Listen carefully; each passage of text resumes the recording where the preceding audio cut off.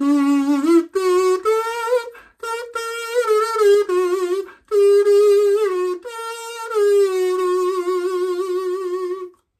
it possible to make a sound like that with any comb and any piece of paper? Short answer is probably yes, but in order to make it easier for you, I thought I'd give you some tips. So in terms of the comb, you're looking for something ideally quite long so that you can get your hands around it and around the piece of paper without getting in the way of your mouth. So if you've got one really short, it's going to be more difficult. I find in terms of the teeth, the ones that are closer together are easier to get a sound out of. These will make a sound, but I just find they're not sort of projecting as much. That means that if you used a hairbrush, for example, rather than a comb, I think you're going to struggle because these teeth, or tines as I think they're called, will be too big and thick. They're not going to do what you want them to do. In terms of material, I think wood or plastic would be fine. I mean, wood is more likely to get moisture and sort of warp or rot. I just use this plastic one. I've tried others and they're absolutely fine.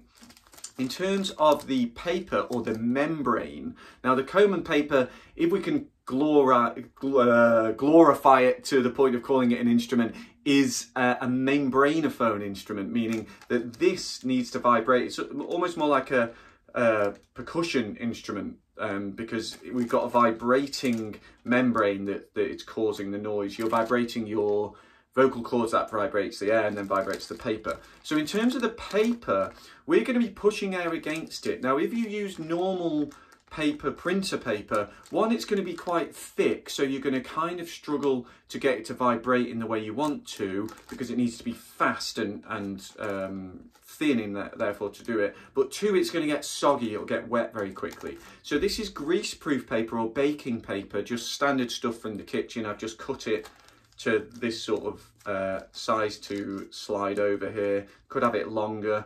You don't really want it so wide that your hands are going to be in the way of it. You just want to grip it like that. But anything that repels moisture, so greaseproof paper or tracing paper, or what do they call it, like cigarette paper? I don't smoke, I don't know what you call it. But that kind of, with a bit of a greaseproof lining on it, will be fine. Essentially, we're making a rudimentary kazoo. So a kazoo like this does a similar thing in this little hole somewhere. You probably don't know you're doing it, but you're vibrating a piece of paper or sometimes a thin piece of plastic, and the cheap ones like this might be plastic. But it's being held in place here, and you're basically just blowing across it. We're having to do that manually ourselves. We're having to hold it in place, but we're doing the same thing. Takes a bit more getting used to, because you've got to get used to this grip here. But basically, if you've got a comb this sort of size and any form of paper that has a greaseproof lining, you should be fine. Good luck.